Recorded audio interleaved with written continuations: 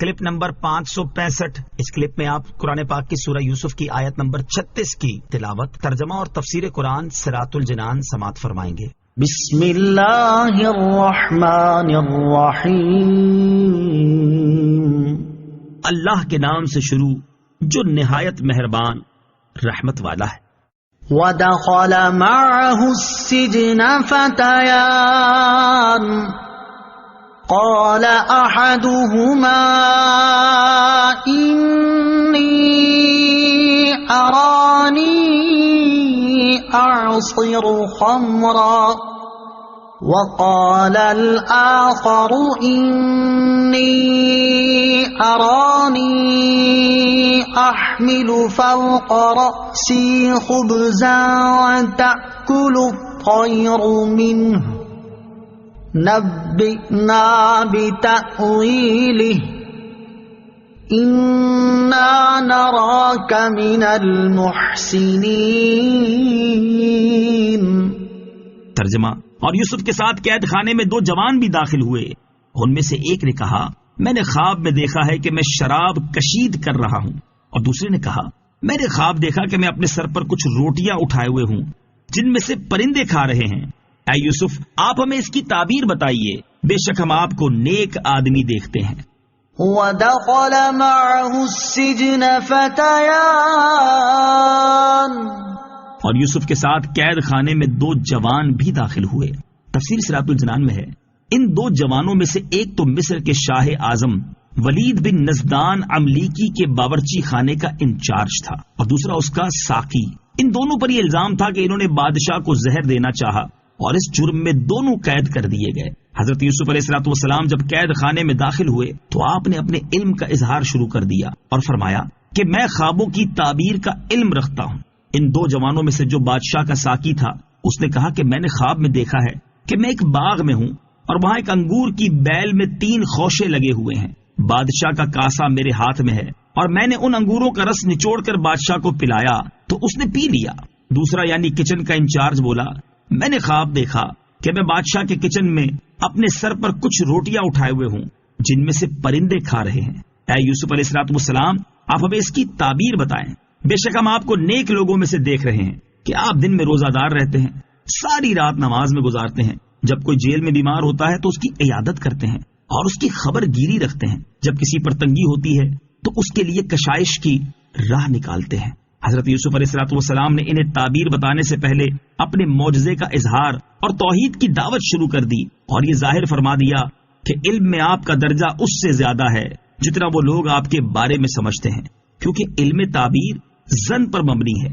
اس لیے آپ نے چاہا کہ انہیں ظاہر فرما دیں کہ آپ غیب کی یقینی خبریں دینے پر قدرت رکھتے ہیں، اور اس سے مخلوق عاجز ہے۔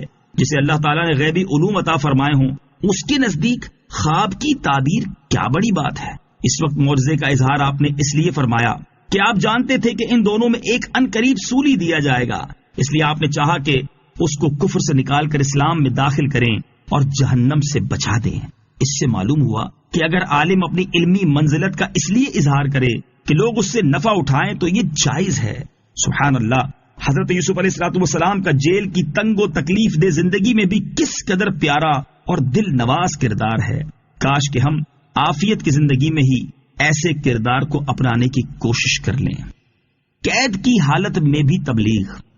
تاجدار رسالت صلی اللہ تعالی علیہ وسلم کی امت کے اکابر اولیاء کرام بھی جہاں عافیت کی حالت میں دین کی تبلیغ کا فریضہ سر انجام دیتے رہے، وہیں قید و بند کی صعوبتوں میں بھی انہوں نے اپنے قول اور عمل کے ذریعے تبلیغ دین کے سلسلے کو جاری و ساری رکھا، جن میں ایک بہت بڑا اور عظیم نام سیدنا مجدد الفسانی رحمت اللہ تعالی علیہ کا ہے۔ جب اکبر بادشاہ نے ملحدین اور بے دینوں کے ذریعے ایک نیا دین یعنی دین اکبری ایجاد کیا تو حضرت مجدد الفسانی رحمت اللہ تعالی علیہ نے ملک کے طول و عرض میں دین اکبری کے خلاف اور دین اسلام کے دفاع میں مکتوبات اور مریدین کی جماعت کے ذریعے اپنی تبلیغی کوششوں کو عام کر دیا۔ پھر جب اکبر بادشاہ مر گیا اور اس کے بعد جہانگیر نے سلطنت کی زمام کار سنبھالی تو اس نے اپنی حکومت مضبوط کرنے کے بعد حضرت مجدد الفسانی رحمت اللہ تعالی علیہ کو اپنے دربار میں بلایا اور تادیب کرنے، تہذیب سکھانے اور دربار شاہی کی تعظیم تسلیم نہ کرنے کو بہانہ بنا کر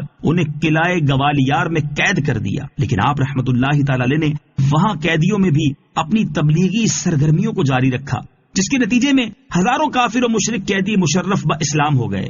اسی طرح قید خانے سے مکتوبات کے ذریعے اپنے اہل و عیال، مریدوں اور اہل محبت کو احکام اسلام پر عمل کی دعوت دیتے رہے۔ ان میں سے ایک خط ملاحظہ ہو، چنانچہ آپ رحمت اللہ تعالی علیہ نے اپنے صاحبزادوں خواجہ محمد سعید اور خواجہ محمد معصوم رحمت اللہ تعالی علیہما کے نام ایک مکتوب میں تحریر فرماتے ہیں: فرزندان گرامی، مصیبت کا وقت اگرچہ تلخ و بے مزہ ہے، لیکن اس میں فرصت میسر آ جائے تو غنیمت ہے۔ اس وقت تمہیں چونکہ فرصت میسر ہے، اس لیے اللہ تعالیٰ کا شکر ادا کرتے ہوئے اپنے کام میں مشغول ہو جاؤ، اور ایک لمحہ بھی فارغ نہ بیٹھو۔ 3 باتوں میں سے ہر ایک کی پابندی ضرور ہونی چاہیے۔ نمبر 1، قرآن پاک کی تلاوت۔ نمبر 2، لمبی قراءت کے ساتھ نماز۔ نمبر 3، کلمہ لا الہ الا اللہ کی تکرار۔ کلمہ لا کے ساتھ نفس کے خود ساختہ خداؤں کی نفی کریں، اپنی مرادوں اور مقصدوں کی بھی نفی کریں۔ اپنی مرادیں چاہنا یعنی جو ہم چاہیں وہی ہو جائے، گویا یہ خدائی کا دعویٰ کرنا ہے۔ اس لیے چاہیے کہ سینے میں کسی مراد کی کوئی گنجائش نہ رہے اور ہوس کا خیال تک نہ آنے پائے، تاکہ حیات کی حقیقت متحقق ہو۔ نفسانی خواہشات جو کہ جھوٹے خدا ہیں کو کلمہ لا کے تحت لائیں، تاکہ ان سب کی نفی ہو جائے اور تمہارے سینے میں کوئی مقصد و مراد باقی نہ رہے، حتیٰ کہ میری رہائی کی آرزو بھی، جو اس وقت تمہاری سب سے اہم آرزوؤں میں ہے، نہ ہونی چاہیے۔ تقدیر اور اللہ تعالیٰ کے فعل و مشیت پر راضی رہیں۔ جہاں بیٹھے ہوئے ہیں اسے اپنا وطن سمجھیں۔ یہ چند روزہ زندگی جہاں بھی گزرے اللہ تعالیٰ کی یاد میں گزرنی چاہیے۔ جیل میں تبلیغ کے حوالے سے ایک دوسرا واقعہ ملاحظہ فرمائیں۔ چنانچہ امام اعظم رضی اللہ تعالیٰ عنہ پر نگہبانوں میں سے ایک شخص حسن بن قحطبہ نے امام اعظم رضی اللہ تعالیٰ عنہ سے عرض کی: میرا کام آپ سے مخفی نہیں ہے، کیا میری توبہ قبول ہو سکتی ہے؟